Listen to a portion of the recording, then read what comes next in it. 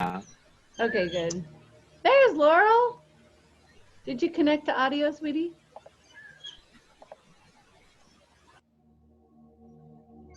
I texted her, but I don't know if she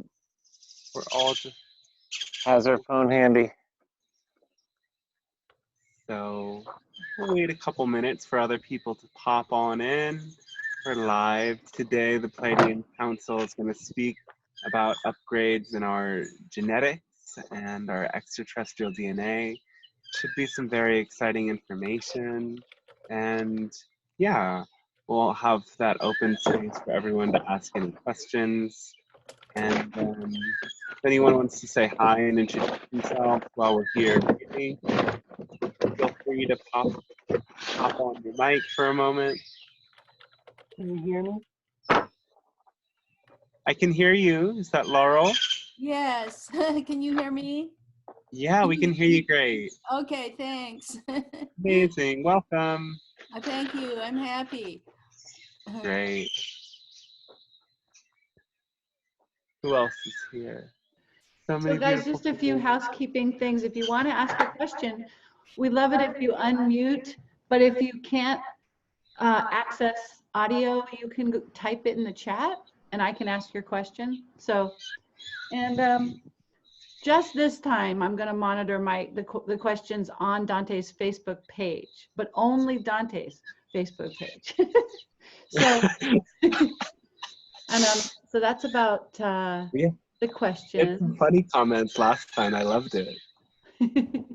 So I'll be looking at that. I can do that. Okay, that's about it. And Mehul is our first person, and Frank will be after him. And then I'll just take whoever says in the chat, you know, I have a question, and I'll make a list. Okay, here we go. So if everyone can mute themselves, take a deep breath in, and let out a sigh. And as you exhale and sigh, let go of any tension you may be holding. Let go to drop fully into this moment. With another deep breath in, letting out another deep exhalation. Dropping into your heart space and inviting your higher self and your own guides to come and meet you for this transmission today.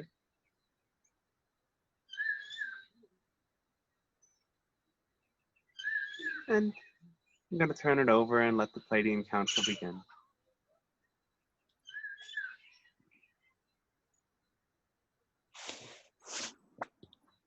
Hello, and we say it's good day to you this day of your time.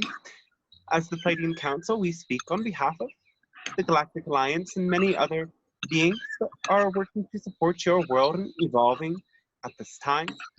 We always begin by thanking you for every time you, on your plane, allow for these sorts of transmissions and these interactions. There is a great expansion. There's a transference of light and energy that allows all that is to expand and evolve. And for this, we are truly thankful, and we share our gratitude. Now, in this transmission, we will begin by requesting whoever is bringing sound into the background to mute themselves, and then we will continue to speak about this idea of your genetic material and how this genetic material is evolving. And really, so many of the programs within your genes that are coming to turn on have been part of you for millions of years, and they are simply switching back on. So we cannot talk about this subject first without mentioning your origins on this planet. So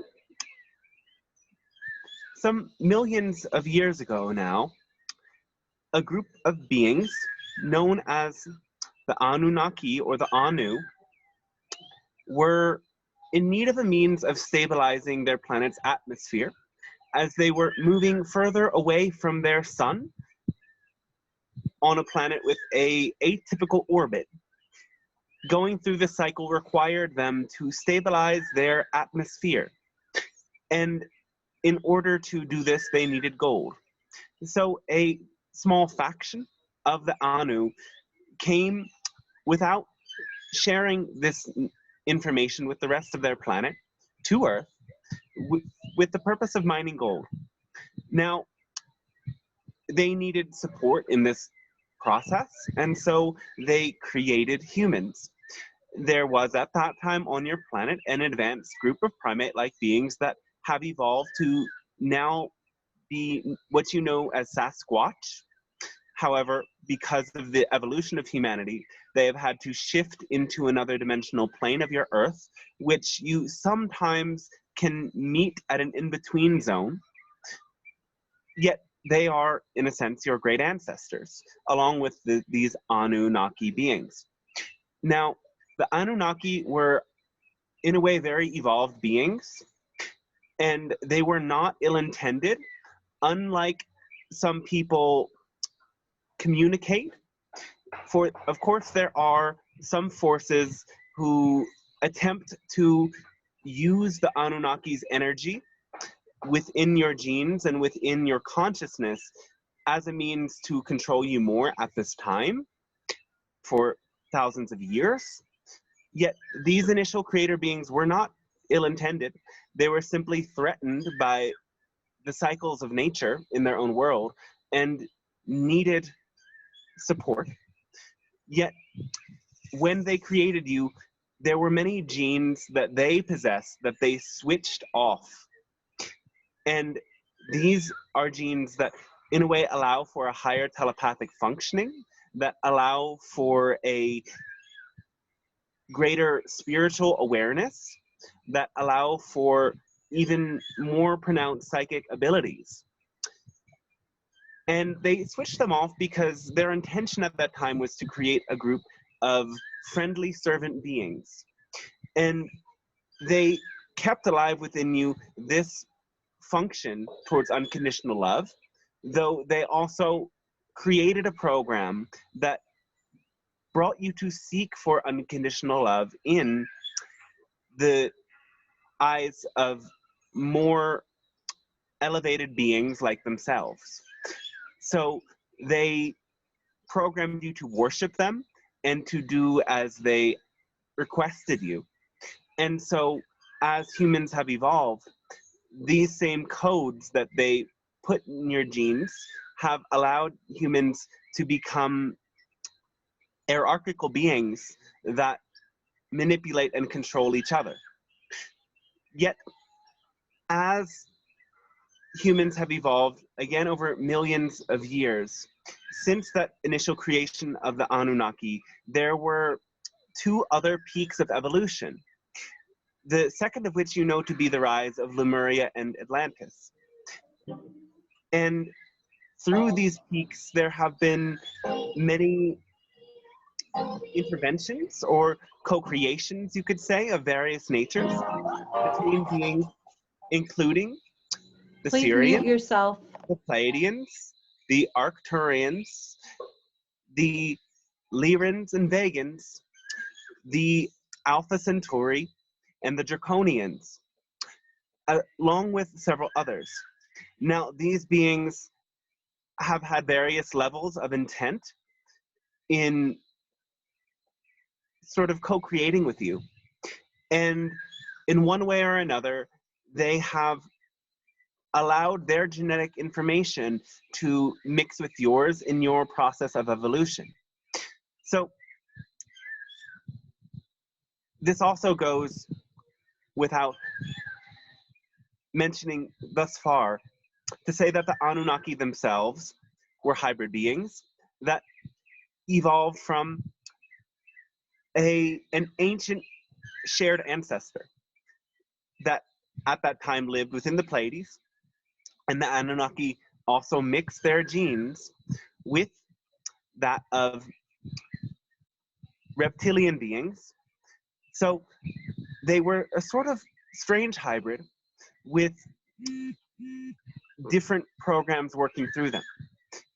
And of course, even before the point that the Anunnaki became what they were, the Pleiadian beings at that time had evolved, again, over millions and millions of years to come to the point that they were then. Now, all of these streams of genetic information are still alive within your genes. And since this great shift that has been occurring for hundreds of your years and reached one culmination point in year 2012, there have been many new frequencies coming to your planet. And these frequencies turn on those codes that are alive within your DNA to varying degrees. And as the codes turn on, capabilities and tendencies and even sorts of remembrances from other lifetimes can awaken within this lifetime. So some of you come in already aligned with your genetic code from another extraterrestrial race within your genome.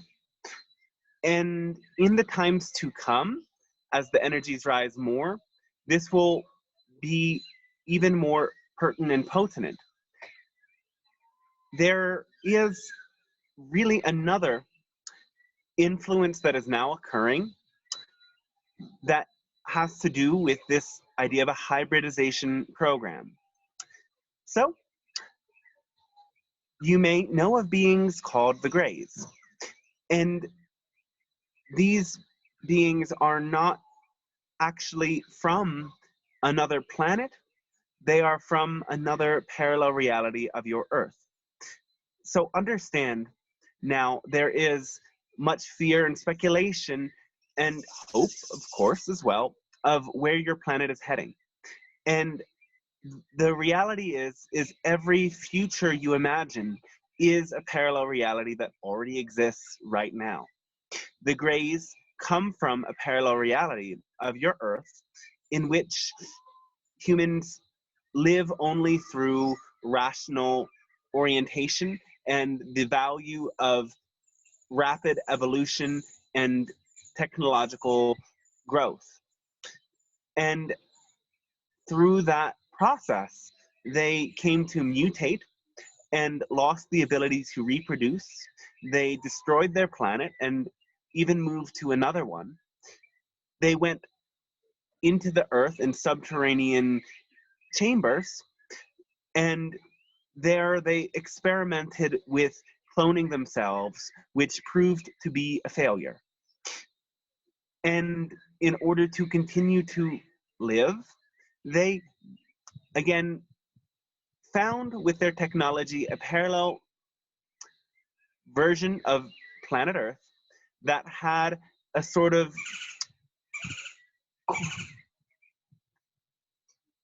matching frequency that would serve their purpose of creating a new race and thus continuing to evolve as a species and surviving and learning and growing. And in doing this, they created a splice between humans and Greys.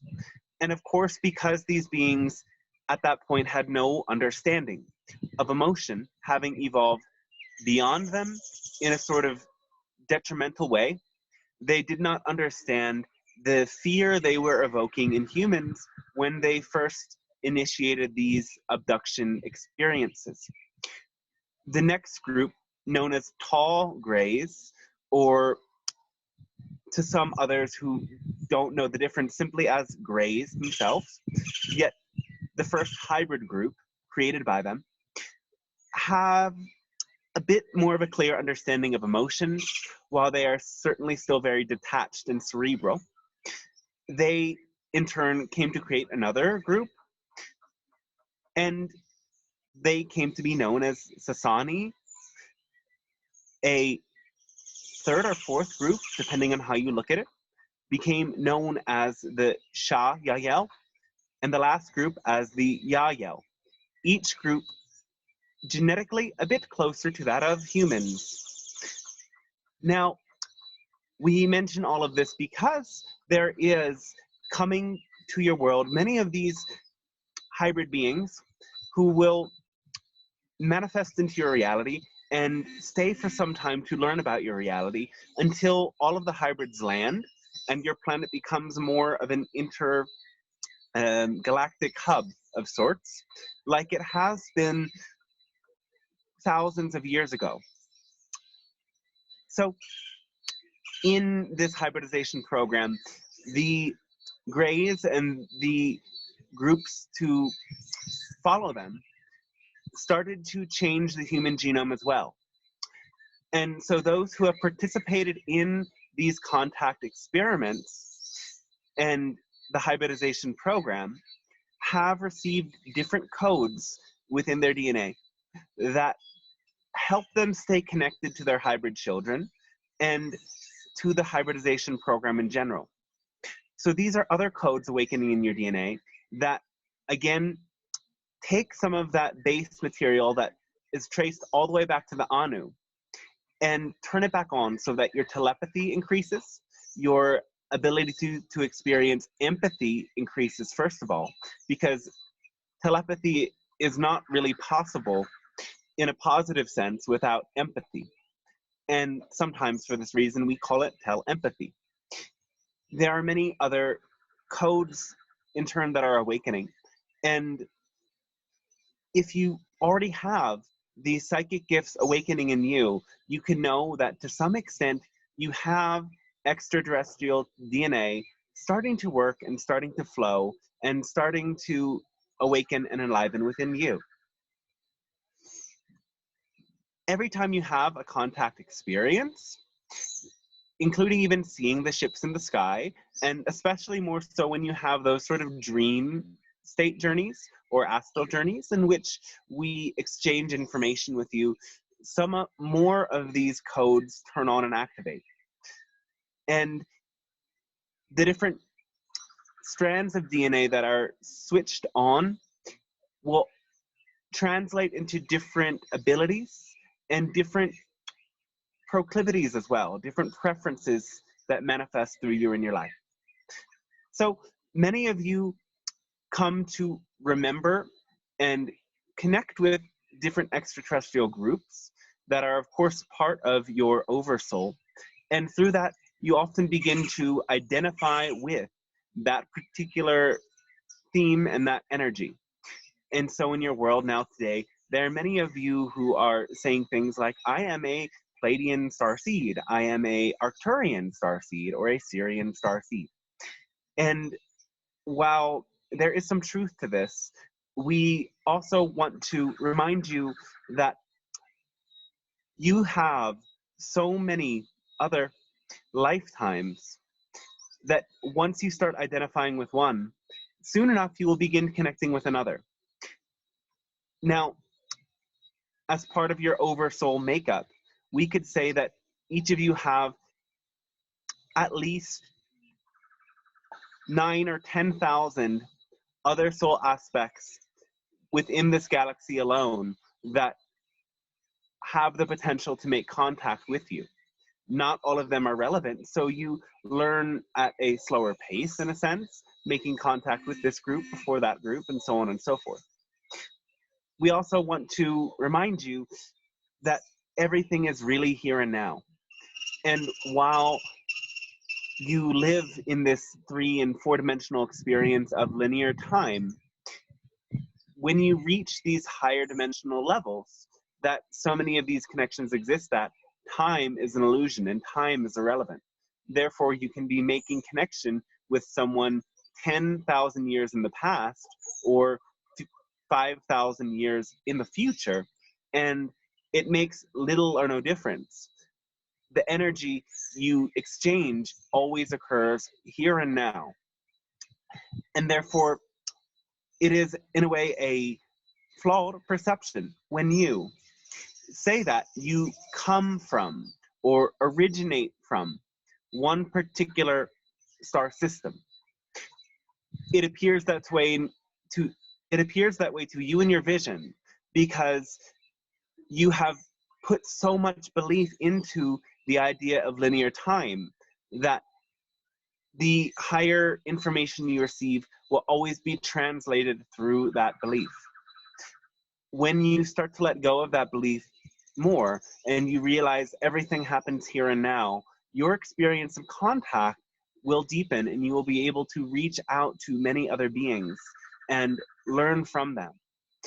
So one reason, again, why you may experience a greater connection to one group rather than another is because you have more of that DNA activated within you. However, it is not common for a human to have more than 40% of the genetic material coming from any one star system turned on at a time. There are very few of you who have gone that far. So, for example, someone who is a Pleiadian starseed in the way they see themselves will have more of that DNA activated than the others. They may have somewhere between 25 to 40% of that DNA switched on, and therefore make connection with that Pleiadian world.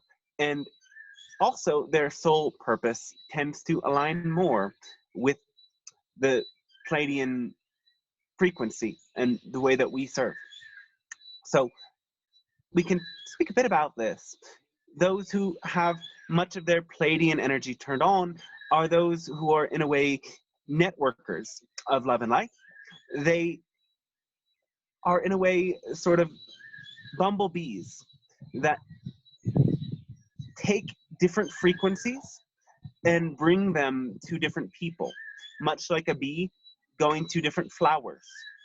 They take that energy and begin to move it about, creating connection, spreading love. For those who make the greatest contact with the Pleiades, sometimes the mission may seem more vague because it really is simply about resting into that frequency of love and allowing it to inspire you and fill you with a great love for life. Whereas somebody who is making more connection to a group like Sirius, Syrian starseeds, as they may consider themselves, will be more serious about a certain avenue of growth or development. Syrian starseeds will more so have a tendency to be experts in one area, especially that of the music, arts, or spirituality. And in this way, they manifest more clearly as definitive teachers of something, typically. They work more with a sort of symphonic frequency, an aquatic frequency that teaches people how to ascend to these higher octaves of consciousness in a more mystical sense. Those who are more oriented towards the Arcturian approach are, in a way, fixers. They can perceive the energetic structures around them and are more oriented towards upgrading, transforming, and evolving. They will have a very intuitive lens that allows them to see into bigger structures and energetic structures of human bodies and of nature and so on and so forth. That, again, supports them in transmitting different frequencies that clear and upgrade others and the planet in general. Those, again, who make connection more with systems like Lyra will be, in a way, trailblazers. They are those who have a courageous mission that can involve breaking through old paradigm structures, doing something that no one has done before, seeing where the collective limitation is strong enough that it holds people back from exploring a certain avenue that is very clear to them. And by lighting the way and holding powerfully that energy of courage, a Lyran starseed will be a source of inspiration that inspires others to make change without necessarily getting so technically involved in many different interpersonal workings. A Vegan starseed, on the other hand, is more passive. And while they may not be quite as visible, the Vegan starseed typically will be working on other levels. And they share and demonstrate an understanding that they can, without even doing anything in the physical world, create an energetic change that ripples out. And hence, for quite a while, many who are drawn to more hermit-esque, you could say, paths of mysticism have been strongly connected with Vegan energies and awaken those energies in themselves. So that is a bit of an explanation of the different sorts of energies that can be awakening through starseeds. And one final thing we can say about your DNA is that, again, it is always evolving. And every time that you connect with these higher vibrations coming from different galactic sources, this energy ripples through your DNA and turns certain codes on. Once they turn on, they continue to evolve, and it becomes a process that happens through you. The more that you find yourself focused in a state of great unconditional love, the more these energies can and will turn on and move through you. So many of your genes are, in a way, programmed to continue to bring you back into fear-based states. And this comes from the more animalistic and primitive aspects of your DNA that have evolved as the mind has evolved.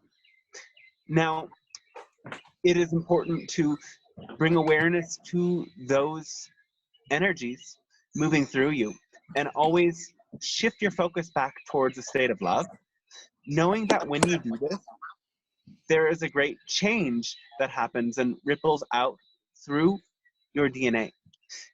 Now, DNA is also interactive. And of course, the closer you get to another individual, the more you exchange that energy. But even through having conversations, or even without even speaking and sharing space, your genetic information is evolving with the genetics of others. And that means the more that you as individuals stay in a state of unconditional love, the more the collective human genome in turn will shift. And again, the more that you are in that state of unconditional love, your genes, in a way, become programmed to return to that state rather than to return to a state of fear.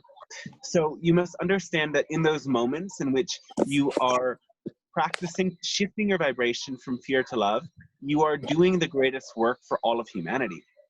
And that change becomes more permanent in your vessel every time you make that shift.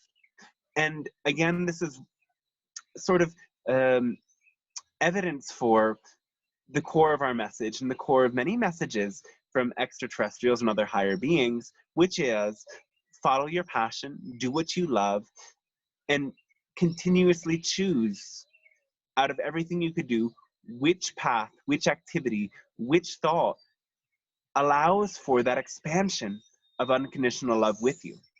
It is a visceral feeling you could feel with your heart. And when you, in a way, continue to make that choice again and again, to make the love-based choice, to listen to that feeling frequency in your heart first, will be enough to support you in automatically coming to that place of love. And in the future, as more highly evolved beings, after this point of a sort of very intense evolution on your planet, there will be less processing and more flow, that you will simply be predisposed to choose love And while you will still be aware of your choice, it will be very easy to make that choice because, again, you will have completed that loop of again and again choosing love. So know that every moment of choice is your greatest moment of evolution. Every time you choose between two pathways and you choose the higher vibration pathway, your whole genome changes and more of this DNA turns on. So you need not make this process more complicated than is. As long as you follow love, these extraterrestrial genetics and these higher dimensional codes in your DNA will turn on, and there will be a great and powerful process of evolution that supports you and your whole planet. So with that, we thank you very much for this transmission, and we will now continue with the questions and sharings and ideas that you wish to reflect with us. Thank you so much.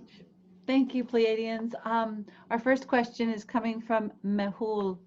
Mehul, you want to unmute yourself and go ahead and ask your question? Hi. Can you hear me? Hello? You're a little Hello. quiet. Can we, let's see if we can hear. Oh, well, I wanted to ask something about energy parasites. You know what those are? Yes. Well, past few months I've been working really hard on my energy, right? When this energy parasite thing comes, but usually from what I've heard on the internet, they go away quite quickly, right? But this one stuck around a long time. So I've been doing everything I can that makes me feel good, like with good energy, like music and dancing. But it hasn't seemed to have gone away. It's like it's really, really stuck on me. I don't know why. Is there anything you can do about that to help me? Yes. So, have you asked it to go in a very clear and direct way? Well, yeah, like, but like things it does makes it quite difficult at first. Like, at first started off with like a depression. So I expanded my awareness and my thoughts by and like I fixed the first problem, and then I started off with another problem with my energy and my sexual desires, kind of like those got boosted. Then I've been trying really hard on that, and it over and over just whenever I pick one thing, it finds another way to try and mess me up. I don't know why. All right. So, first of all, it is a bit hard to hear you, so some of this may not be that clear just yet. Though, what we can say in general about this idea of an energy parasite is that it in turn feeds off of your fear and the different ways that energy manifests. So, in a way, like with all parasites, when you starve it of that energy, then it will clear. So naturally you do that by choosing to do everything that you love, yet you must also clear away negative belief systems that may cause you to fear things that may actually be good for you, in a sense. So when there is any degree of unconscious emotions that are leaking from your system, these energy parasites feed. And in turn, you must make yourself aware of what you are feeling in a deep way and start to go to the beliefs that are behind those fears. When you can clear those beliefs from your system and change the beliefs to a light that makes you feel worthy, that makes you feel connected to source, again, these parasites and any such entities will not have anything to hold on to. Do you understand that so far? Yes, I do. Yes.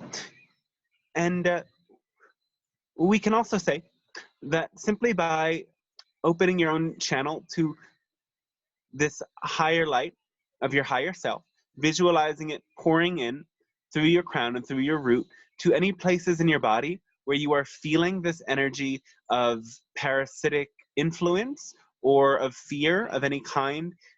Imagine the light pouring in there and feed the light into this parasite. This light is something in a way that will make it flee, because again, an energy parasite or a lower entity is not interested in source's energy. It is interested in lower emotional energies.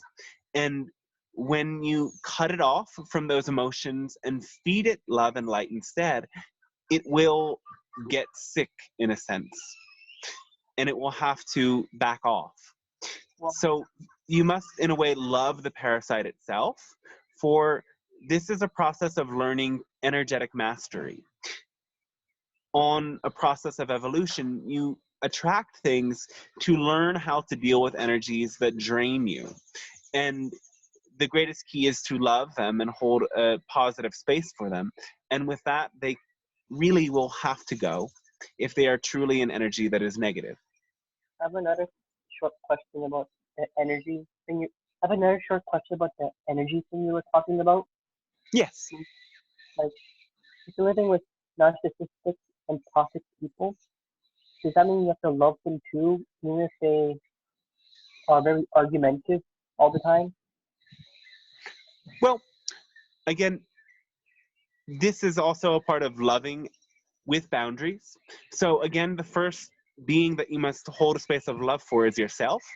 And part of loving yourself is to not allow in things that harm you and lower your own vibration. So this first practice is then loving yourself, caring for yourself, creating an energy field around you where you can energetically create a space for yourself and push away both those astral beings and human beings of a lower vibration. And then you can, yes, hold a space of love for them, send them love and light, though also say things, for example, I do not have the space for this conversation right now. I do not want to argue. I am not interested in conflict. We can continue this when we are in an emotionally balanced space. Something of these lines. Keeping them at a distance when they're in that reactionary mode is actually a very self-loving thing to do. And the practice of, in your own space, cultivating a space of compassion. Even a Buddhist practice of this is quite a helpful thing that we encourage many to adapt in their own way. This idea of a Tonglen meditation, breathing in a dark energy from those with whom you have conflict. Of course, in meditation, breathe that dark energy in and exhale, send out love and compassion. And this can help you to have a clear understanding that any such toxic humans are only projecting out the pain that they are feeling, the hatred they have towards themselves. And when you understand that it is not a personal attack, it is simply the way that they cope with their inability to love themselves, you will have a greater degree of compassion that allows you to hold that space of love and light open. Thank you. Yes, Great. great. Thanks, and love to you as well. Sorry. Thank you. Frank, you're next if you want to unmute and ask your question. Can you hear us? Yeah, sorry about that. Can you hear me? Yes. Well, there's been a lot of people escaping, fleeing from Central American countries to come to the United States, and this is very controversial. And many of these people are escaping threats from gangs and seem to be fleeing for their own safety. And then many people in the United States feel that these are just stories, that these are just falsehoods made up so that they can get an excuse to come in. And I have a feeling that most of these people are actually quite sincere. But I'm wondering if I can get your confirmation on what these people are coming for. Well, yes, they are by and large coming to escape the great impoverity that they feel here and they experience, the great sort of inequality. And in many places there is gang violence and malnutrition and many issues that cause them to seek something greater. Okay, thank you. Yes, and well, we say that these people are, by and large, quite humble in their approach.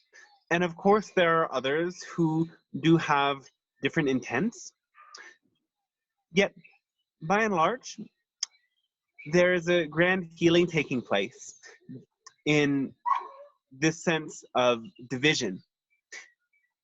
Of course, at one point, the fear of other types of humans allowed for more genetic diversity to expand through specialized groups of people developing.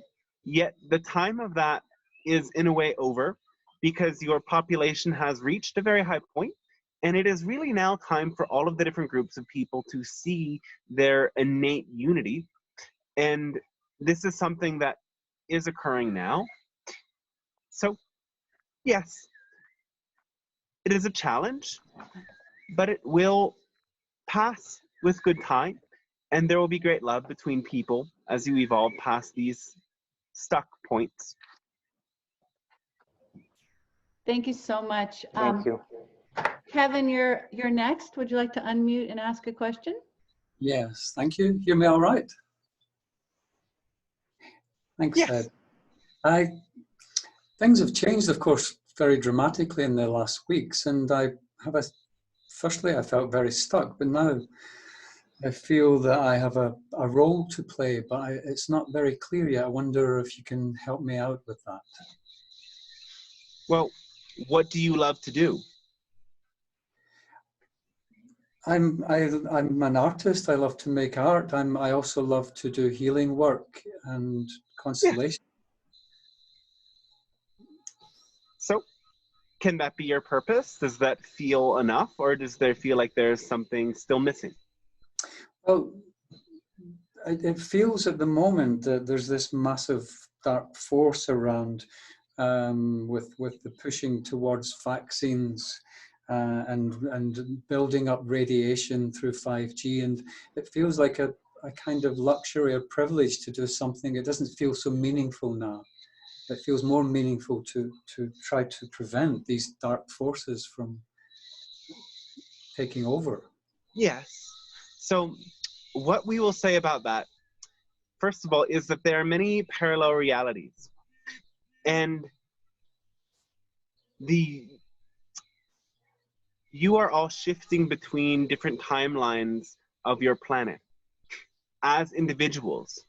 So, in a way, you are uniquely responsible for the future timeline of your Earth that will be. And that is to say that, yes, if you choose a timeline of your Earth where there is great ascension and unification, there are versions of everyone you know who aligns with that timeline. There's a whole different experience that manifests out of your choice as the creator of your reality. And if you choose a timeline of vaccines and 5G and government takeover, then there will be versions of everyone you know in your chosen reality that is up into that timeline as well. So in a way, you uniquely choose this, and you line up with co-creators who support you in that choice. Now, the greatest magnetic force that moves you from one timeline to another is emotion, love, and fear. So the strong energy of fear about 5G, about vaccines, about this and that, will pull you into that timeline. The more you focus on that potential future, the more you will find yourself drifting into it. the more that you focus on what you love and the aspects of a future version of Earth that support you. And there are many different aspects of this future Earth. One is, first and foremost, returning to a clear connection with nature, cleaning up your planet. Other aspects are clearing up the belief systems that divide people and bringing people back to a sense of unity, of great siblinghood between all people.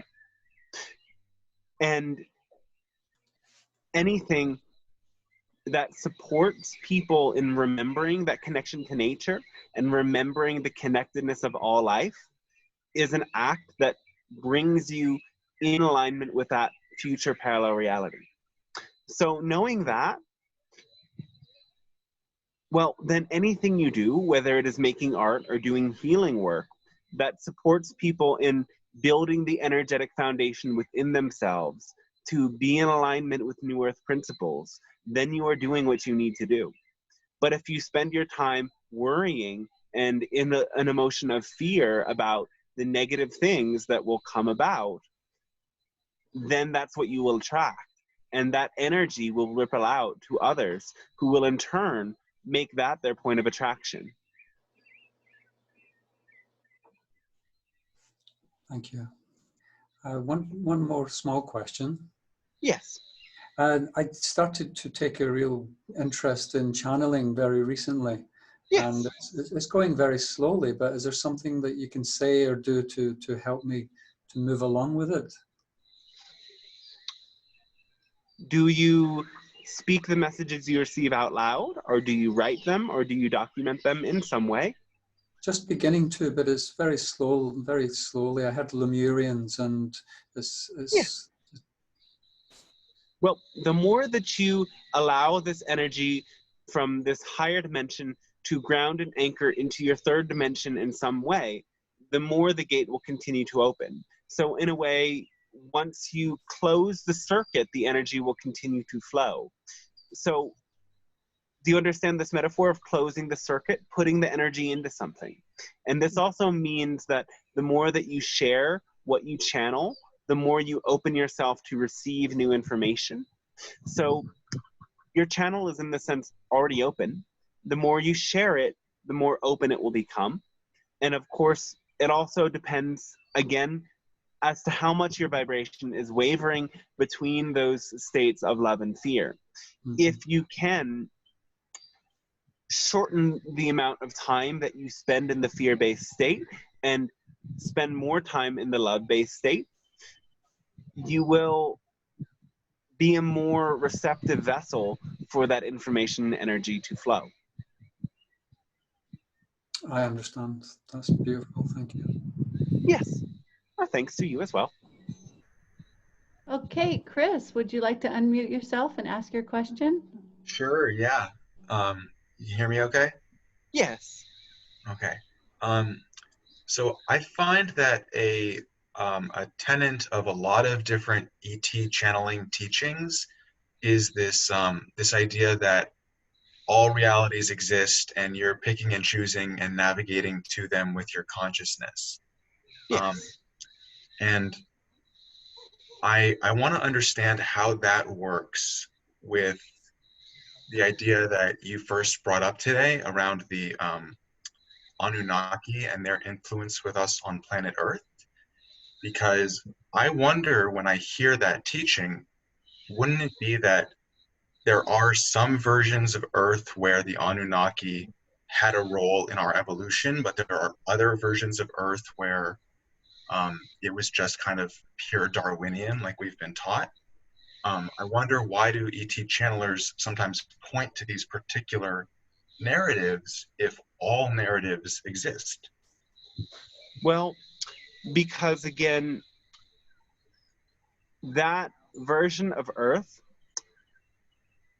will have a divergence point some millions of years ago.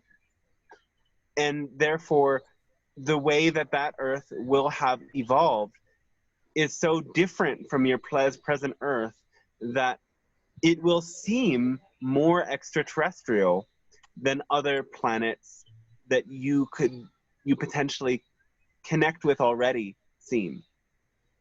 Do you understand? Kind of. You're saying that by the nature of what my reality looks like right now, I'm already in the probability system of that choice point.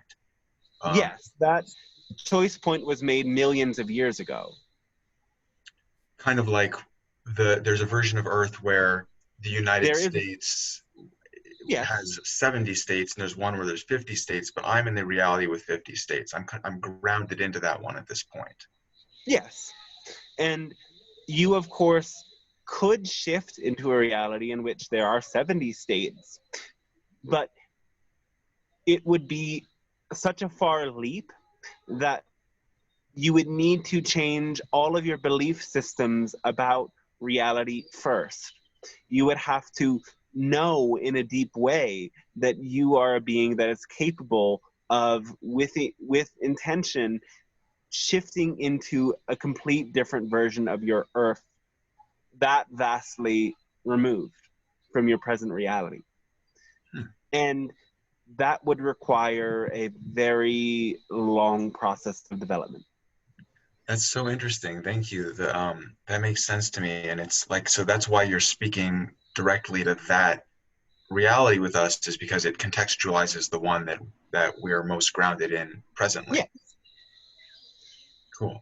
A little follow-up question to that, one more if that's okay, is in the last channeling session last week, I noticed that there was discussion of COVID-19, and you referred to it as like,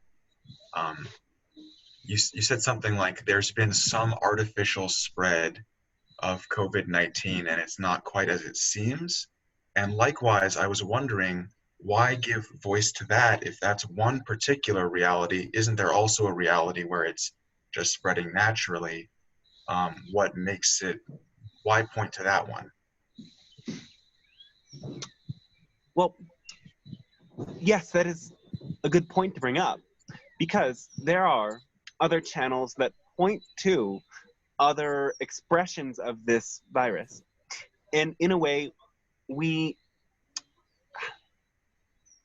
have focused more on this other probability so that you choose more clearly sovereign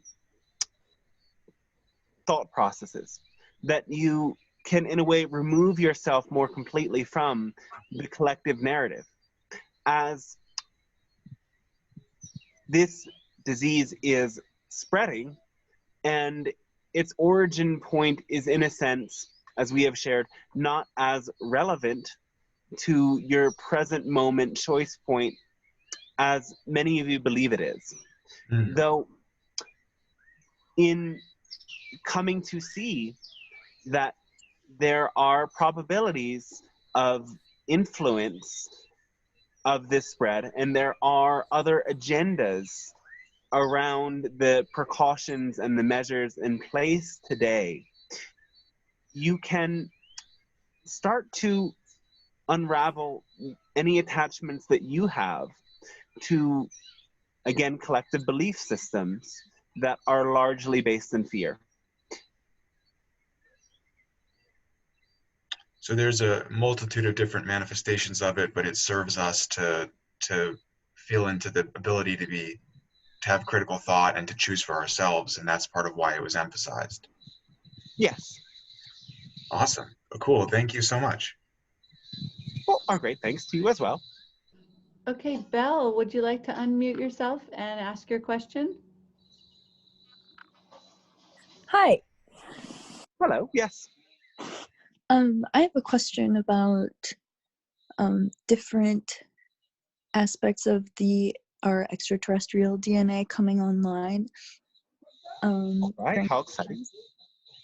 Yeah, I had what I believe was a contact experience in November 2018, and for several months was extremely empathic, extremely telepathic, and then went further, like lowered into some fear emotions.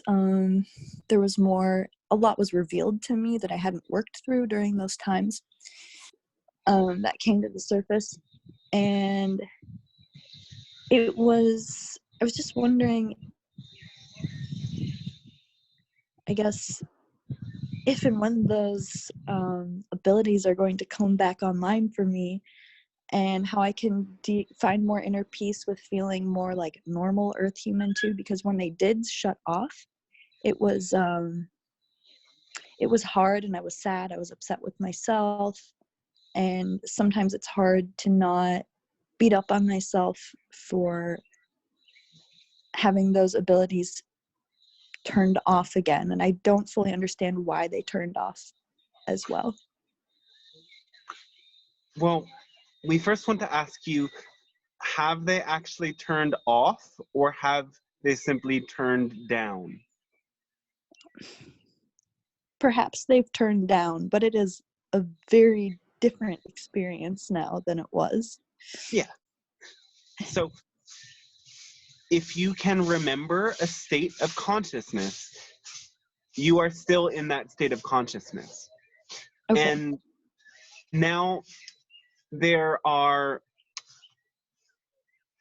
two main threads of fear that have simply been like veils that prevent you from feeling that same degree of telepathy. Can you identify either of those beliefs? You've, in a way, already said them, but to make yourself self-aware of the belief is part of the healing process. I think one is a feeling of unsafety, of ungroundedness. Yes. Fear about my own survival and all this. Yes.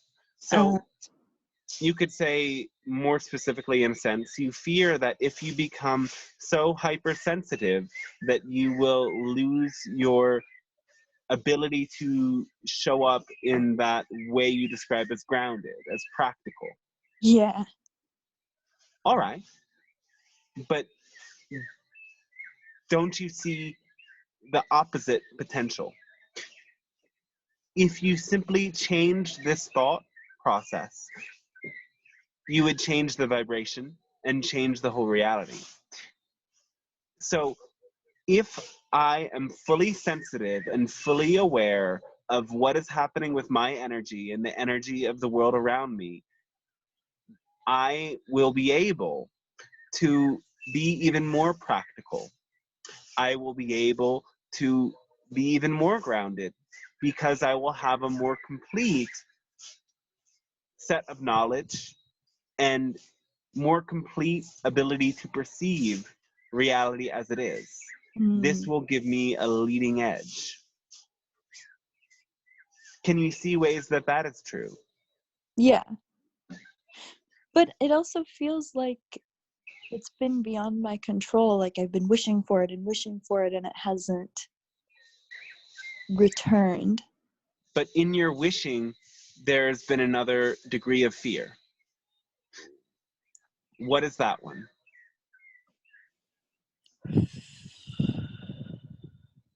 It is a more dull fear. Can you give me a hint? Well, we would see it in a way as your fear of the mundane. Yeah, that makes sense. So, really, again, channels and cosmic beings of your earth plane live in the same ordinary world that you live in. There is not that much different other than the awareness of these higher realms. You still have to do all of the same human things and go through the same human emotional cycle, the up and down, the ebb and flow of the current, the rising and falling of the tide, and this mundane level of your existence is not going to go away.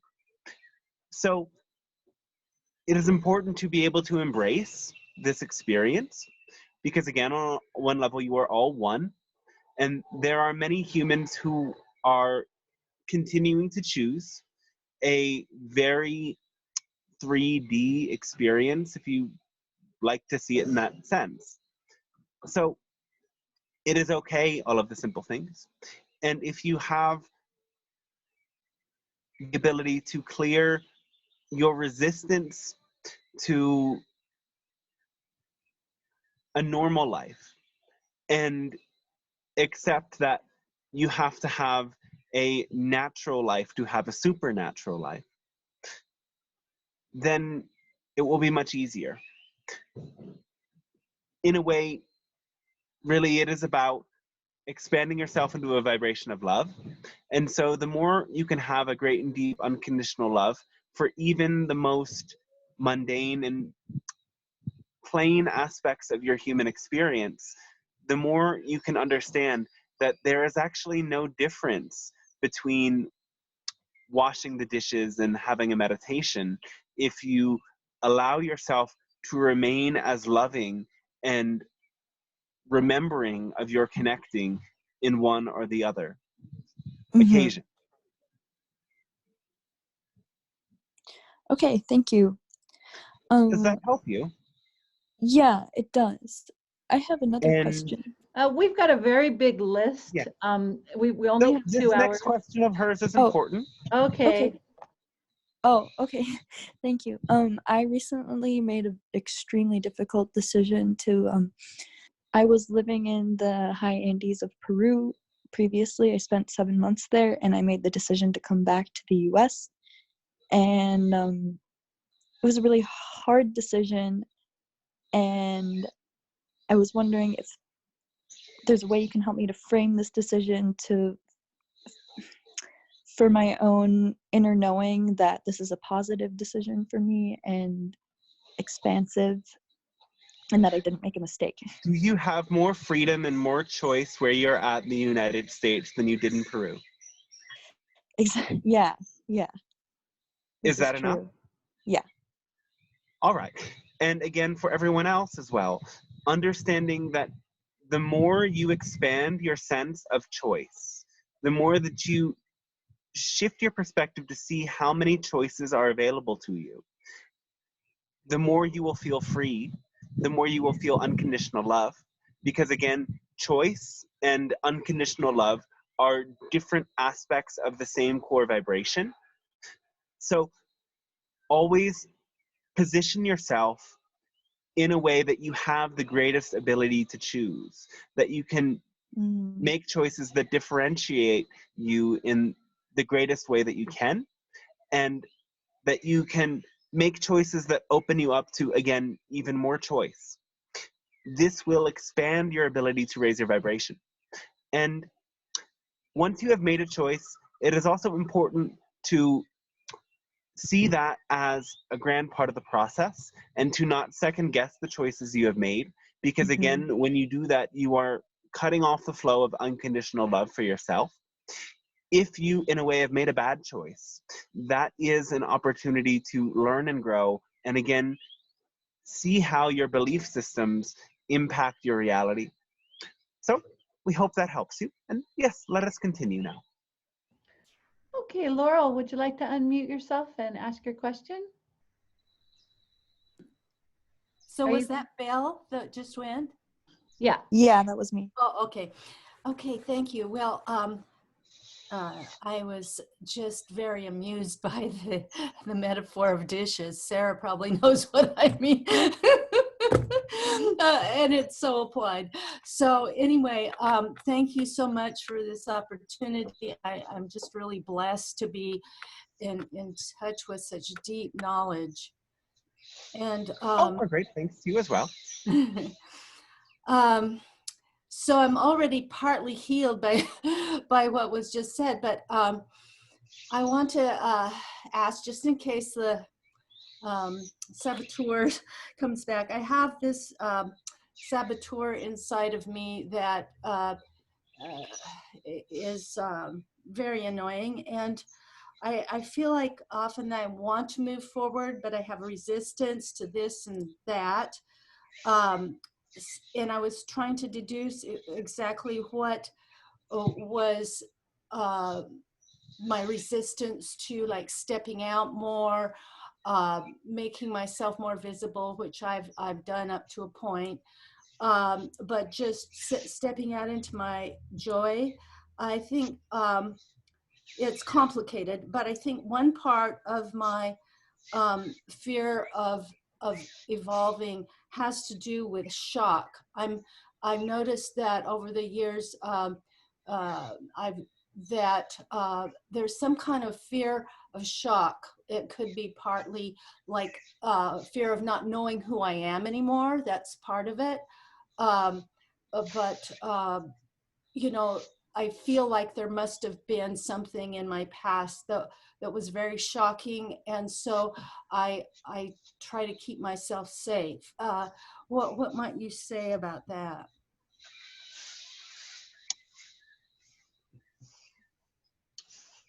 So we've heard you say you fear potentially forgetting who you are or losing some sense of identity. Yes. All right. And would that necessarily be a bad thing? Can you see a way in which that might be a good thing?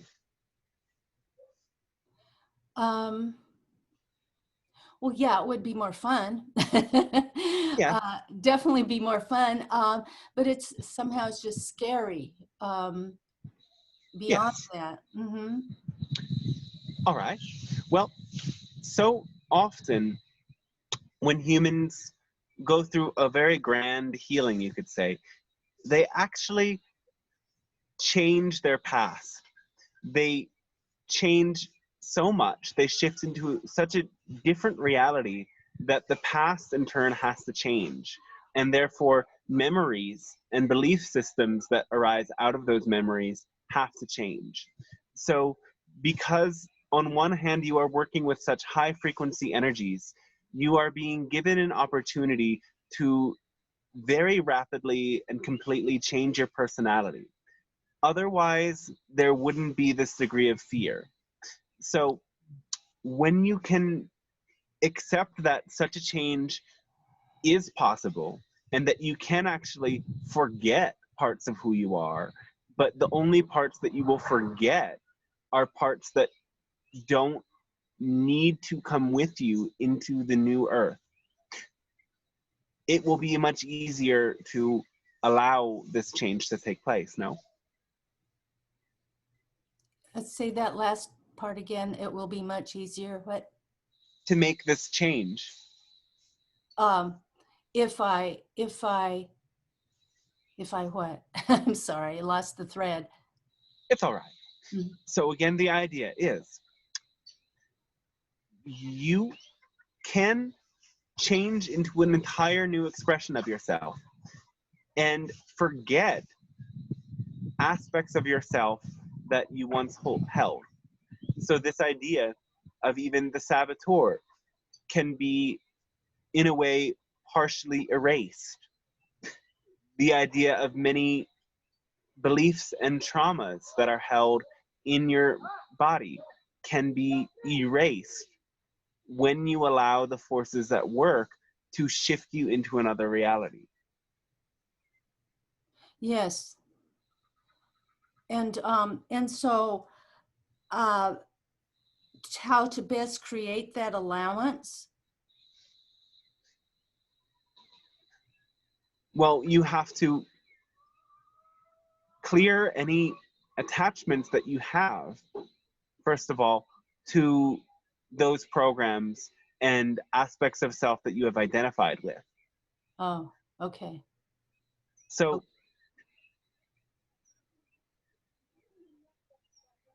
understand again that you are not in any way broken and you are working in the very perfect way. And you are describing an aspect of yourself as a saboteur when that aspect of yourself in a way sees itself as a protector. Okay. So in order to be able to work with this in a clear way, you have to first develop non-resistance, and you have to stop otherifying this so-called part of yourself. Understand it's working the way it works because it believes that it will protect you. And because every part of yourself is, on another level, all of yourself, you are working to protect yourself by resisting change. And we have to first start by accepting that as a reality. Okay. Okay. Okay. And is there more? Yes, though, can you accept this understanding that I am resisting change because I believe that will protect me? Yes. Yes. All right. Now, again, with the understanding that this total change of personality is really what serves you and others in the highest way. Can you work with that and simply choose to do what you love? Yes. Yeah. Yeah. So and I'll still be practical, right? I will still pay the bills. Yes. Yes. Yes. Okay. That part of you will not go away. Uh-huh. When you open up to this more cosmic energy and awareness that wants to come in, what will happen is that many of these aspects of yourself that have worked to protect you will go away, because with this influx of new energy, you will open up to the perception that there is nothing to protect yourself from. So again, what you are integrating today is that this part of you that you have been battling has been working to serve you. Yet it has been an illusion because there's been very little that you actually need protection from. And the more that you show yourself through, in a way, clicking the lenses into place, much like you are at an eye doctor appointment. The eye doctor shows you so many different lenses through which you can see those letters on the screen. And you choose the best lenses. So you choose the lenses, choose the beliefs and thoughts that allow you to see in the clearest way that you are completely safe, and that to make a change is to liberate all of creation. Then it will become effortless and there will be nothing to push or force. There will simply be a relaxing into the flow of love, and knowing that as you do that, your DNA upgrades on its own, and all of these changes occur on their own. Yes, and anything about the shock that I mentioned, is that kind of part and parcel of the whole Yes. the whole thing you're already speaking of? Or Yes. I'm already speaking of in terms of fear of losing my identity? Yes. Yeah. So when that emotion comes up, it means you are on the edge. And the most important thing to do is to create a space of complete relaxation. The more that you can simply relax your nervous system and remove your focus from outer stimulus, the shock will dissolve to make way for this energetic upgrade to come through. And you can then allow for that more sudden change of your personality to manifest. Okay, well, thank you so much. Our great thanks and our love to you as well. Thank you.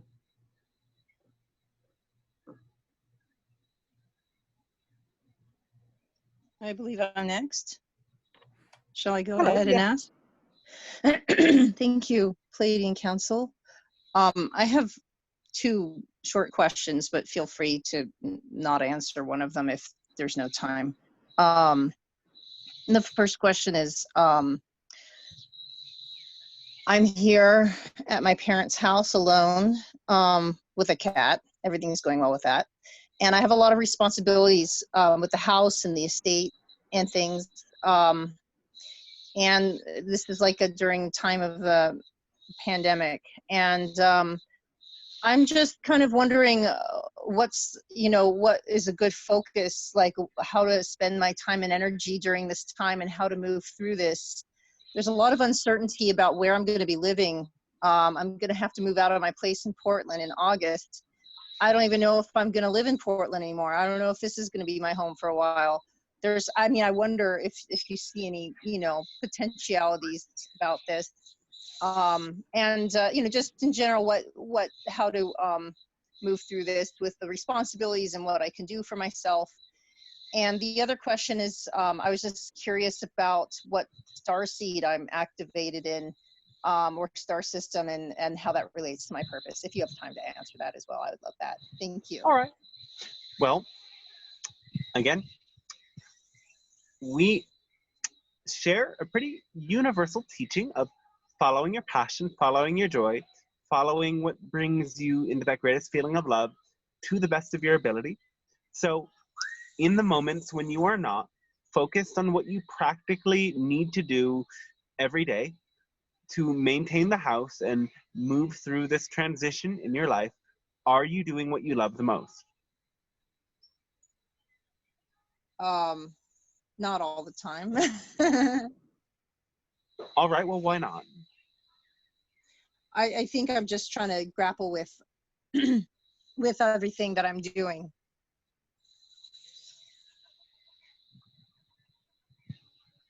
In what sense?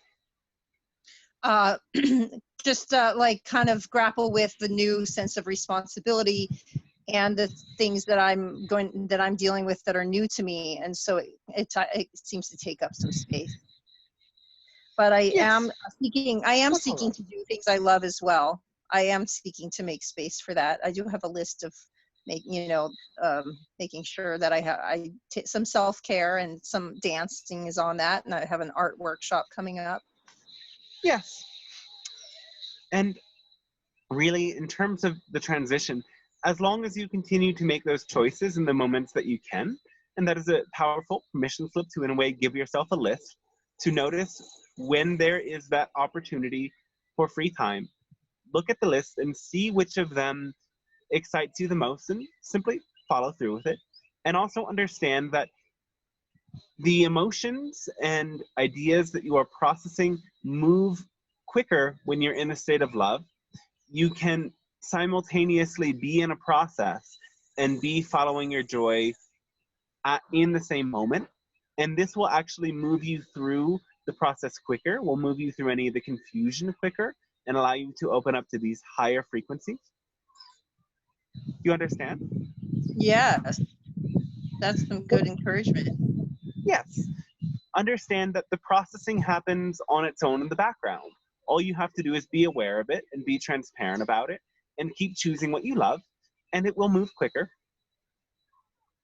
The processing, like the grief processing, or are you talking about like the practical processing? Well, all of the processing. Processing grief, processing a new situation, processing a life transition. It all will happen quicker when you are in a state of love. And it is also happening all the time. It is part of your conscious and unconscious awareness. So again, following love will allow you to sort of put some grease in the cogs that makes it move smoother. Yes. Do you see any likelihoods or higher possibilities of where I might be living, or is it really up in the air, depending on who I meet and who I connect with? We don't wish to speak to this because while we do see the probabilities, we know that we will influence it by saying it. And what is going to serve you the most is simply to follow your heart in the moment, as many changes will come to help you find the highest outcome. Okay. And is there anything you'd like to tell me about, like any star system I might be connected to or my DNA is activated with in conjunction with my purpose as it relates to my purpose? Yes. In this Well, lifetime? you do have the largest degree of Pleiadian DNA activated in comparison to the rest of the strains. So this is an energy of lightness, of communication, of connecting with others and following joy. So the more that you simply naturally do that, more of this energy will awaken. You also have some portion of Vegan and Syrian DNA activated as well. That comes to you more through the mystical studies that you embark upon in your work with sound. So more of that energy is as well awakening. Wow. And how does this connect to my purpose? Well, again, your purpose, like the purpose of all, is simply to deepen in your embodiment of unconditional love. And you do that again by following the thread of what you love the most. And part of that will be spreading that love to other beings. Part of that will be working with sound. And part of that will be working with a more subtle vibration, energy healing. That is still, of course, sound healing, because sound is simply vibration. You will be working to transmit certain vibrational frequencies to heal yourself and others as part of a greater purpose. But again, understand that the purpose itself is the awakening of unconditional love, and every modality and tool that you find along the way is just one aspect of that bigger thing. Great. Thank you so much, Pleiadian Council. Our great love and thanks to you as well. This is Genevieve. Thank you so much for being here with us. I had a question that came up last week that has to do with what you've been talking about, the extraterrestrial genetics coming online. And it made me remember a dream I had in 2011 where I found a tent, and it was open, and I walked inside, and there was a pretty muscular, they seemed male, like purple gray extraterrestrial being. And he didn't say anything to me, but he just placed his forehead on my forehead, and as soon as that happened, it was like this expansive opening, but also like everything went blank, and it felt like there was some sort of transfer happening. But when the dream ended, or when I came to in the dream, and then when I woke up in my physical body, I had no recollection of what had happened or if I had received anything. And I'm just curious if you all are able to access or say anything to what was happening there. Yes. Well, this being actually connects to an Andromedan frequency. And what was occurring was a transference of energy, as you know. And you really got the aspects of it that were relevant for you at the time. So one thing that you can do is to actively induce a dream state on your own. And some call this astral projection. There are many different pathways to get into that state, but you can recreate that experience and reconnect with this being by remembering more of that dream and that memory.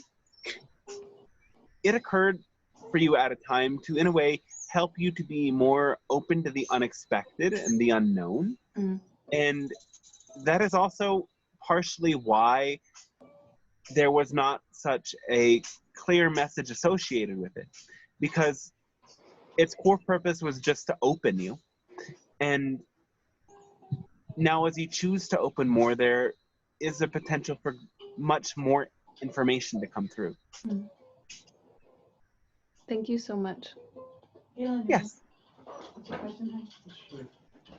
Just tell them that Galen's Galen's going to ask a question. Well, careful with the blue sheet. That's gonna talk. Okay. Yeah, don't. Yeah. Hi. Hello. Yes. Thank you for being here. I am just curious, like, what is your perspective on the way through this thing, and like what's the possibility of us being able to go back to sharing music in groups the way we have, like kind of structured my entire life around, like at least for the past year, around gathering with people and sharing music. And I feel patient and I feel like okay with that, but I'm just wondering like what's the way through, and you know, if there's a vaccine that's right for me, I would even consider that. But I'm just like, I also feel like letting go of fear collectively and like having our immune system boosted. But anyway, just wondering about possibilities and timelines for that whole thing. All right. Well, again, the way through this is to use it as a great opportunity for a personal retreat, understanding that many of those aspects of your highest excitement, whoever you are some things that you can do individually on your own, studying, working with your energy body, working with your physical body, working with your breath, working with simply refining your talents and making music for the sake of enjoying it yourself. Totally. And allowing this playtime to help you loosen your attachment to the ideas that were once considered your work. Now, it will come about again, though this period of reevaluation will help everyone to deepen into doing what they do for the sake of joy, not for the sake of an exchange of energy or a reward. Understanding that, again, the way that you exchange energy in your world is itself evolving and going to change over the next years as well. Do you have some grasp on that so far? Can you play with that and let your life be simply a joyful exploration of whatever it is you love? Yes, thank you. All right. And then we would say, as we see the current probabilities, there is a great chance that there's a gradual opening that allows for more gatherings and more of a normal existence to return to your part of the world by mid-July. This is about a 85% probability. However, there is also an equal probability that come November, again, this COVID-19 returns and you return back into that same restricted state again throughout the winter. Yeah.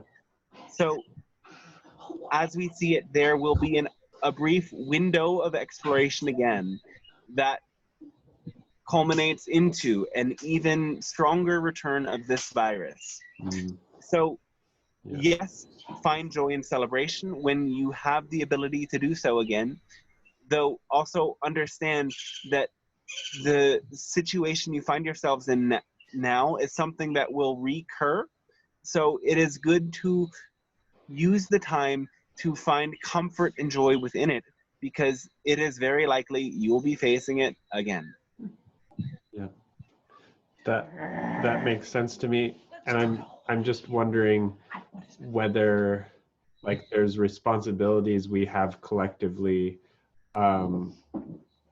during the time, possibly starting in July, to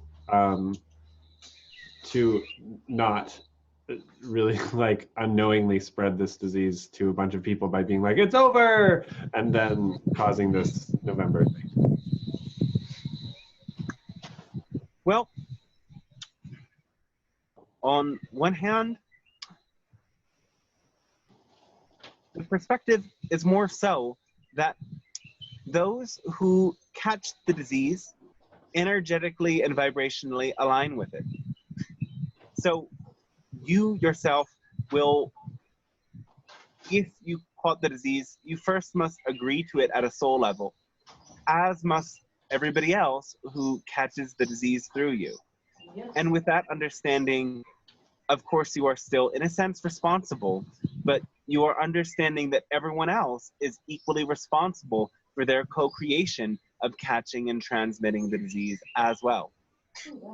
Understand as well that the return of the disease will be a more sudden thing, in the sense that the hotter temperatures cause the disease to go dormant. And it will be the return of colder temperatures that cause the sudden return and escalation of the disease. And therefore, any transmission in the meantime will be not as intense as it is in the times of cooler weather. Mhm. And of course, from another hand, you can see the validity of the perspective that is being offered in your world presently, that you must not spread the disease because it could cause great damage. That is an equally valid perspective, though we want you to ask for yourself as individuals which perspective empowers you with more love. Through the lens of which perspective do you feel the greatest degree of love flowing through you? And that is a choice that you can make for yourselves. Because again, in offering you the highest degree of love, we give you the choice between these two perspectives. Because again, choice is an aspect of unconditional love. Thank you. Our great thanks to you as well. Manuela is next, so you can just say, Uh, Manuela, you're next. I believe Manuela is next. Thank you. Thank you.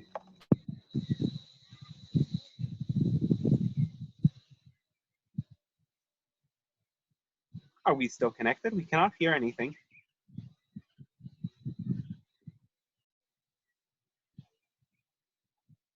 Manuela, would you like to unmute and ask your question?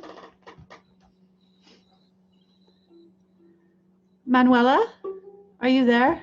Oh, she says, okay, she's asking a question. I would ask, what happened to my imagination? Because it seems that I'm no longer as imaginative as I used to be. And an opportunity came where my imagination is needed. So what can I do to bring it back?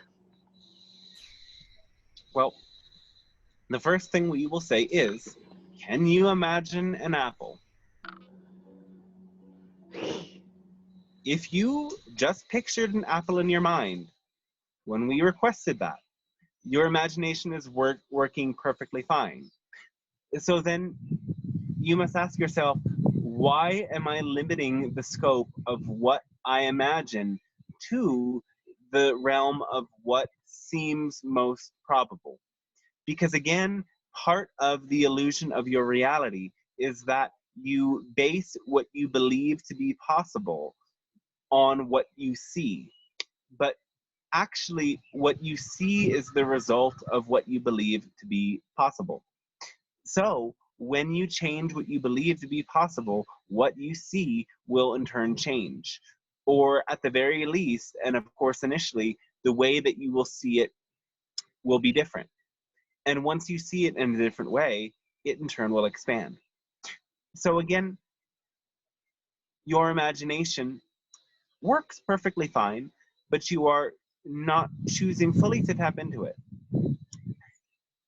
If you can imagine an apple, you can in turn imagine an extraterrestrial realm. And when you shift your consciousness to that dial in a loving state, there will be a transference of energy that starts to take place. And at first it will be very subtle.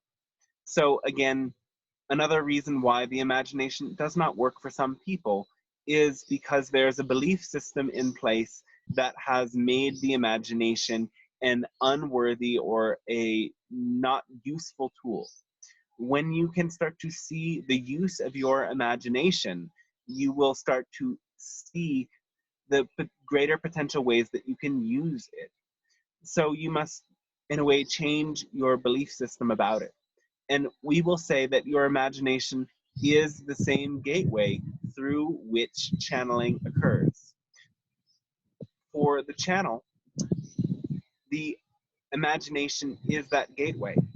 And it allows for accurate information to be perceived and to be received. Though when you believe that the imagination simply makes things up, that will be your experience of the imagination. When you change the belief to understand that whatever you make up must already exist on some other level, otherwise you would have not perceived it, then your imagination will turn back on, you could say.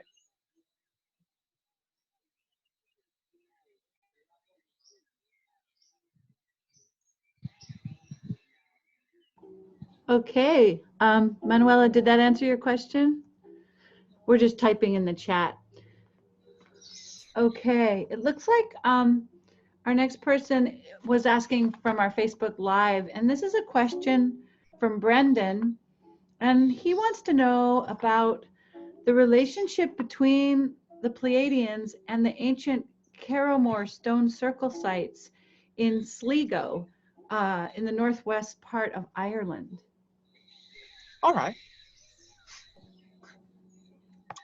Well, again, the beings that you now call as druids and Celts in this region of your world were very telepathic beings that both connected with the spirits of nature and connected with extraterrestrial groups.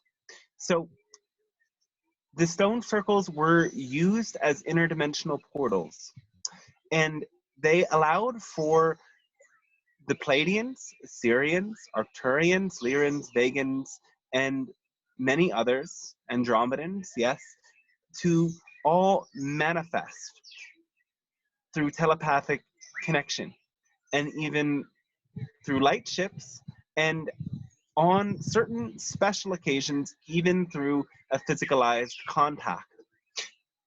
The information on how to and where to, more importantly, construct the stone circles was always received in a telepathic communication between the beings, the human beings of that time, and higher dimensional forces that wanted to have ceremonies and exchanges of energies together. And because everything is here and now, these locations leave that charge of a telepathic connection, and you can go to those places and open up to contact with Pleiadians and with other beings much more easily, regardless of where your own genetics originate from. That portal is always open. Now, the more advanced uses of such portals would be to actually teleport, and certain highly charged vortexes do open that capability of time travel and teleportation as well, if you chose to explore those potentialities.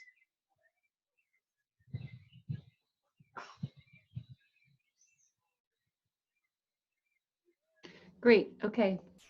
So there's a question from Benjamin. Benjamin, would you like to unmute yourself and ask the question?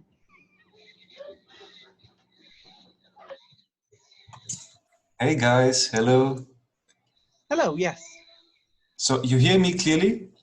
Yes. Wonderful. So I have a question about timelines. And my question is, when we have a decision, we have a choosing point between the timelines, right? They're always like left or right. We can either choose this or this. Well, so, yes, but understand that both the left and right path will have an infinite amount of variations on either side. So it's not like you're only choosing between two things, you are choosing between two general directions. okay, so I'm wondering if the other reality, so the other decision I've made, if the version of myself is has the same, if I could view them, you know, if I be able to view this reality. So it's the same real as my conscious reality here in this now? Yes, it is just as real, and you can actually connect with a version of yourself from a different parallel reality, whether they originate from a decision point you've made a day ago or 5 years ago. So it is simply a matter of, again, shifting your own brainwave state to enter into a more receptive state of consciousness and imagine that version of yourself, and simply use your connection with them to gain insight about how you can change your present reality for the better. Yeah, I think that's a very good thing to do, very good technique. And yes, it is. Is it easier to access via the astral realms if you have an out-of-body experience? Can you jump into this reality? Well, you don't need to go so deep as you are supposing. You simply need to relax yourself enough that your imagination starts working in its higher aspects, and you can see, feel, and hear with your imagination clearly this other reality. All right, I understand. Can I have one more little question? Yes, of course. I would like to know if there's any guidance from my guides in terms of my physical body. How can I support my physical? Are you experiencing any issues with your energy levels or digestion? Not that much. Just in the morning, I'm very feel exhausted and tired, and I'm not sure how much sleep I need these times, because it differs. Are you sleeping deeply enough for, say, 8, 7 or more hours?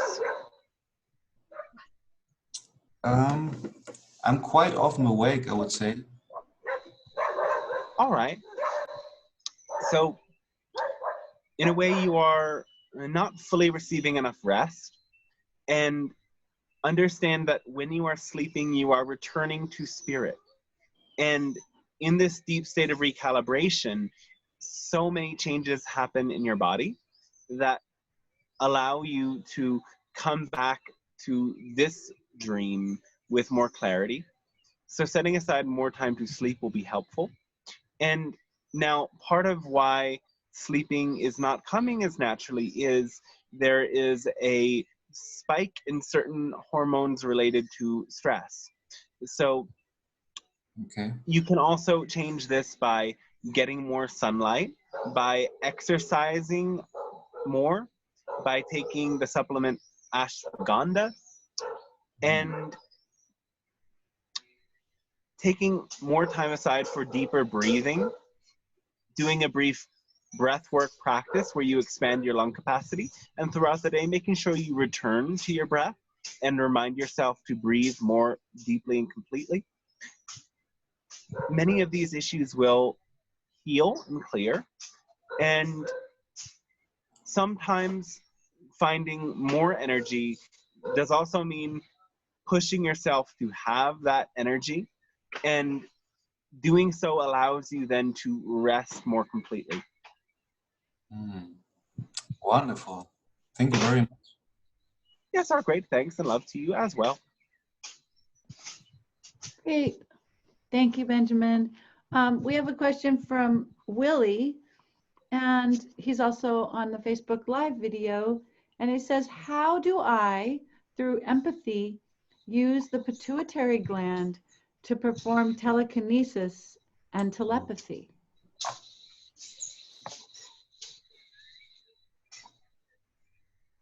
Well, for one, there's much more involved than your pituitary gland. For this, you must use your entire electromagnetic field. So you must, in a way, come to understand that everything is one, and you have to stop seeing the object that you are influencing with your electromagnetic field as different from your own. Instead, start to feel it as if it is an extension of your own body.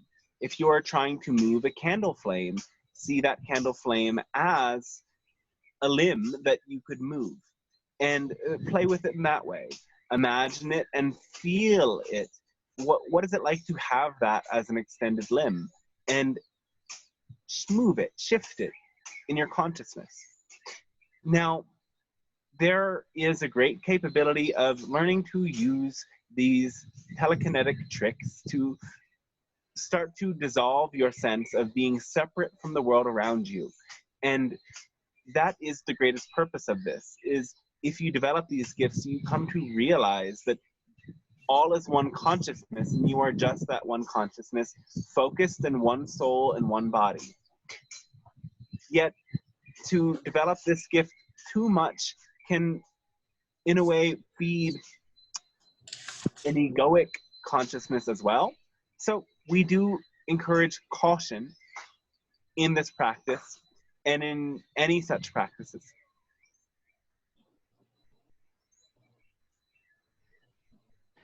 Great, thanks so much. Sue B, would you like to unmute yourself? Yeah. Sue? Yeah. Can you hear me? You can hear me? Yes. Okay. Okay. Thank you, first off. And do you do private consultations? We do, yes. Oh, good. All right. So I want to do that. Oh, I can't see. My question is, would you speak to the plant cannabis? Speak to the what? The plant cannabis. Oh, yes. So that plant is one that has a particular medicine. It can help you shift to that certain consciousness wavelength that for many has to do with a deeper relaxation and opening to what you consider the astral realm. So this plant can be one that allows you to rest into a deeper communication with your spirit guides and with many other energies and entities. And it can also be one that allows for greater energetic transferences to occur between people. Now, there is also the caution with this plant when you are using it in that more psychoactive way, that if you use the plant as a crutch, it will not help you progress further. So in other words, you have to be cultivating that same ability to make conscious connections with others and with higher levels of reality without the plant in order to continue to benefit from the plant. You must be able to extend your vibration to that same level that the plant takes you to without it, and in a way use it as a teacher. Right. Okay.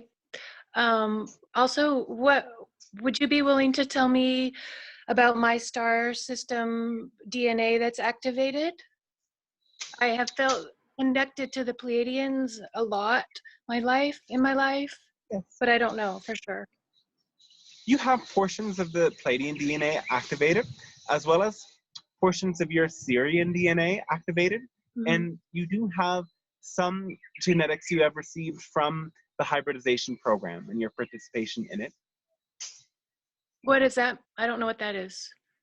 Well, at one point, and you don't fully remember it yet, you had an agreement with an evolved extraterrestrial race that simply met you in a dream state and used that meeting to replicate some of your DNA and use it in the creation of new life forms.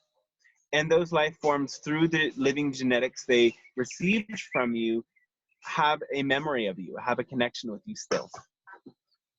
Huh. Do you have any suggestions on how I can proceed living alone in this time? And I just don't know what to do. I don't know what to do. Yes. Well, the first part, we would say, do you realize that you are not alone? I do. I realize it. I know that I'm one with the divine and that all is well. I know this. Do you use that knowing to create relationship with higher dimensional consciousness forms and, of course, other humans at a great distance? Are you deepening in your relationship to take that knowing into a deeper feeling? Sometimes. All right. what we would encourage you to keep doing that. Okay. Keep opening yourself up. Yeah. And of course, when you don't know what to do with yourself, again, come back to this guidance of living your highest love. Out of everything you could do, what would bring you to feel the greatest degree of joy, passion, and love? Right. And simply choose that. Okay. And understand, again, it is not in what you do, it is in the way that you do it. And when you do it giving yourself fully over to love, you raise in consciousness, your vibration raises, and you are able to make greater telepathic conscious connections with other beings, other non-physical or extraterrestrial beings, All right. and anyone else you wish to bring in. So you have to be creating that base vibration of love and expansion within your Right. reality to open up to those connections. Yeah. I've been working on that the past year. That's been my top intention. Well, To feel congratulations. better, to feel good, Yes. to be happy. And have you made progress? Yes, a ton. Yes. And that is something to celebrate. So I agree. again, accepting yourself, having great love for yourself right where you're at is part of what makes the engine work as well. And we do see that you've made it very far, and you will go quite even further. Thank you. Yes. I feel so good to be around you. I appreciate you so much. Oh, our great love and thanks to you as well. We always appreciate connecting with other humans, as it allows us to come closer to that reality in which your whole earth is, living at this vibration. Yeah. Thank you. Our great love and thanks to you as well. Yes. Thank you, Sue. Thank you. So this is a question from Facebook Live. Sarah Scher is asking, she has been having more and more contact with extraterrestrials and feeling like there's something powerful that she's supposed to do. Wondering if you have any insight around that.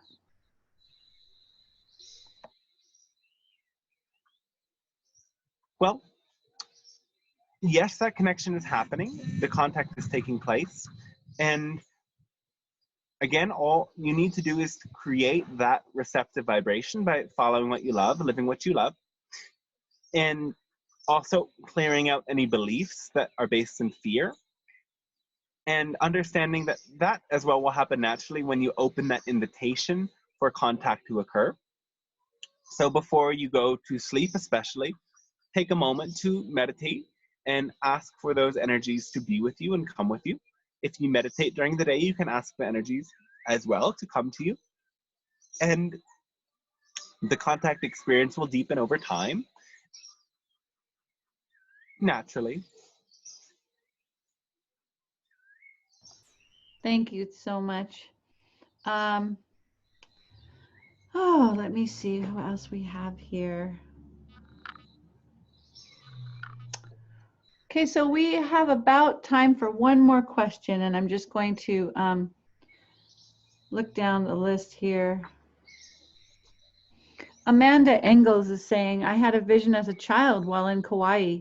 I woke in the middle of the night and saw the stars gathered in 2 concentric circles, divided into the zodiac, with a sun in the middle, dot to dot fashion, very large, over the ocean. For years, I thought I just got lucky and saw the stars arranged. Different thoughts? I guess she's asking for your take on this experience.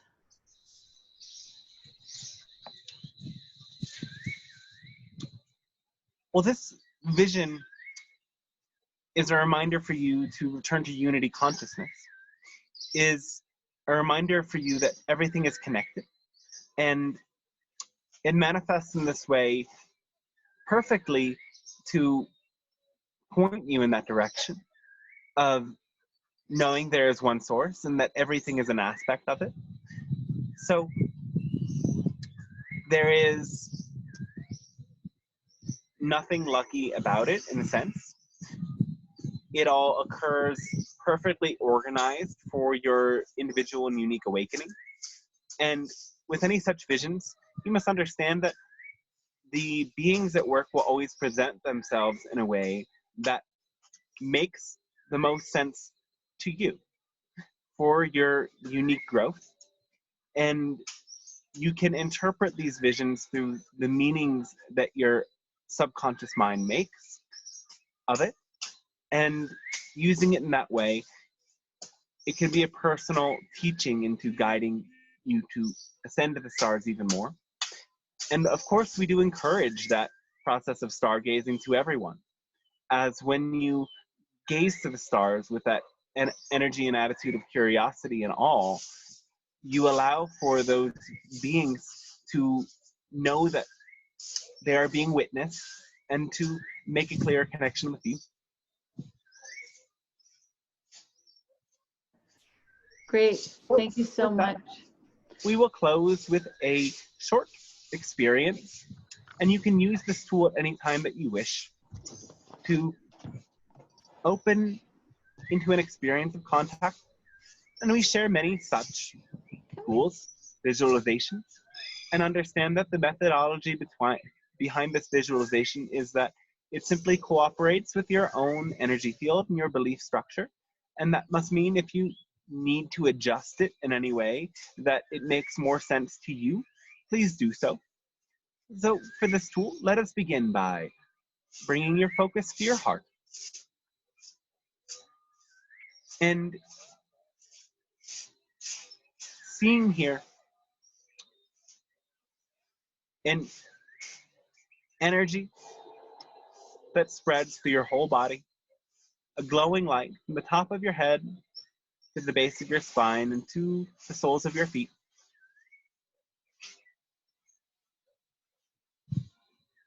With this energy field expanding, see around your body a great column of light emerge that travels all the way down to the center of the Earth and all the way up to the center of your galaxy. And see then from the center of your galaxy, threads of light in this helix spiraling fashion descend down through your body. An infinite amount of spiraling helix streams of energy. And imagine that each of these threads connects you to a different star system, to a different incarnation. And that all the way up in the center of this galaxy, an aspect of your higher self sits that threads all of these connections together. For now, simply focus on two of these threads in this double helix method now. One of these threads connects all the way up to your sun and the other all the way up to your moon. And feel how these energies descend into your body. They dance through your body.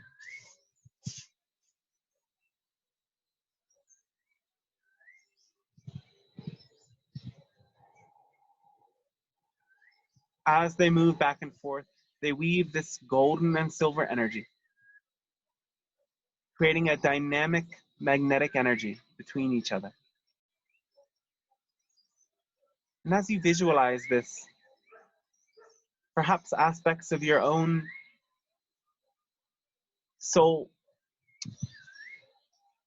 your oversoul, that have experienced lives on this solar system can come alive. For within this solar and lunar energy, the life of every being who has lived through this solar system is connected, lives through this field. Now you can stretch your awareness much further up and see a thread of light that connects you to these stars, Sirius A and Sirius B. One much bigger than the other, a blue star met with a gold star like your sun. And the two stars rotate around each other. Visualize their rotation and see as well threads of light, like a double helix that comes from this realm and descends into your body and dances within your body.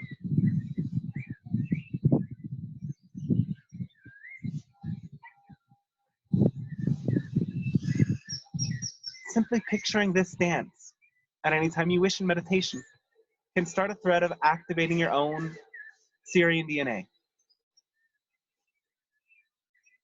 And as it flows through you, it may inspire a sound, knowing that sound met with intention can expand the growth of this DNA. If when you feel this contact and connection coming forth, you are inspired to make a sound or a movement or anything at all, know that whatever you do will allow this energy to expand. You can tap into this visualization of energy flowing in this double helix manner at any time you wish, and perhaps connect the points to something very different. For example, we've now connected you to Sirius A and B, but now imagine one pathway flowing from the center of your galaxy and the other pathway flowing from the center of your Earth, and picture it as a double helix. The cosmic energy dancing with the Earth energy and moving through your body, spiraling, moving. And part of the visualization of this movement reminds you again that it is dynamic and always changing, and nothing about your reality is as fixed as you as humans have attempted to make it be. When you allow yourself to feel the flow of this energy, feel the dynamism, feel its movement, you can be always prepared for sudden changes. You can be always prepared to do something different when the calling in your heart is showing you a new pathway emerging. Always remembering that when you are in the state of love, your DNA is evolving in its highest way. And all you must do is allow yourself to return again and again to that state and that expression of love. With that said, we thank you very much for allowing this transmission to occur. It has been a great blessing and honor for us to meet you in your reality, and it always expands the cosmic energies that are available to you in your world, and creates a closer bond between our reality and yours, and the reality of every extraterrestrial group and yours. And on behalf of the whole Galactic Alliance, we bestow to you our great thanks and gratitude, and wish you to remember it is all here and now, and we never leave you as the channel returns, for you are all channels in your own right, to meet your guides and your extraterrestrial soul aspects that are so willing to connect with you in the ways that you are willing to receive. With that, a good day, and we will see you in many other ways. Thank you, and thank you, Dante. Hi, sweetheart. Hello. Oh, good to see you. Yeah, how's everyone doing? Whew, that was good. It was a lot. It was beautiful. Yeah. All right, love. I guess I will, yeah, just thank you everybody for coming. And we've got links for donations, Dante.Filippini@gmail, at your PayPal, and Dante55 at Venmo. So I'll put those right here just for everyone to have as our Thank you so much. It really appreciates us, and it really helps us in doing this, and I really appreciate it. Yeah. And then Venmo it's Dante55, right? At Venmo, Dante55. The apps. Oh, the And apps. I do offer one-to-one sessions on Zoom or on Skype, and you can go a lot deeper into any personal concerns. And it also, we're working with people and kind of helping them learn to channel themselves and refine those gifts, both in the one-to-one sessions and working with people longer term. I'm hoping to get a group of people together who want to learn to channel together and can channel for each other. And, yes. I want to do that. Just kind of waiting for enough people to come together, but I kind of have a feeling that we just need one more and it will take off. So if you feel like you have the capability of channeling, then we can probably make it happen. Says Galen says he wants to do it. I want to do it, so let's do it. Yeah, awesome. All right. Well, thanks everybody. We had about 24 people. Wow. It's And then getting we bigger had every people week. on Facebook asking questions, so it was good. And thank you so much. Oh, thank you guys so much. And actually, yeah, there's more lives and different things coming up, but this hasn't been announced yet. On Sunday, same time, I'm going to be interviewing a local Mayan shaman I've known for about 7 years. He works with the Mayan calendar, so it's 13 numbers and 20 energies that they invoke in ceremony, and there's these 260 days counting their calendar that's connected cosmically with Venus, the rise and the fall, the movement of Venus from our perception on Earth. It moves in 260 days as well. And they're really amazing in their ceremonies. He also works with cacao. He does readings. So we're going to be talking about this current Mayan year, which is 8 Noh. And 8 is like a number of ceremony. It's one of the higher energy numbers because it's in the center of the 13 numbers. And Noh is the energy of the earth and the energy of the woodpecker. It's the energy of like the mental component, like how our mind works and how our mind is in a way like a channel. So we're all kind of being like intellectually challenged in this year. For sure. So I mean that's my take on it, but he obviously has his own way of seeing it and working with these energies. He's going to talk a lot about that and about his readings and maybe cacao and who knows what else. So Where can we Sunday. find that? Will it be on your It'll page? just be live on that page, yeah. Super. Yeah. All right, well, we'll say goodbye. Thank you so much to everyone. Thank you, Dante. Everybody, love you guys. Much love to Making everyone. reality Blessing and our hearts. the download support you in the most beautiful and fun ways. Bye-bye. Bye.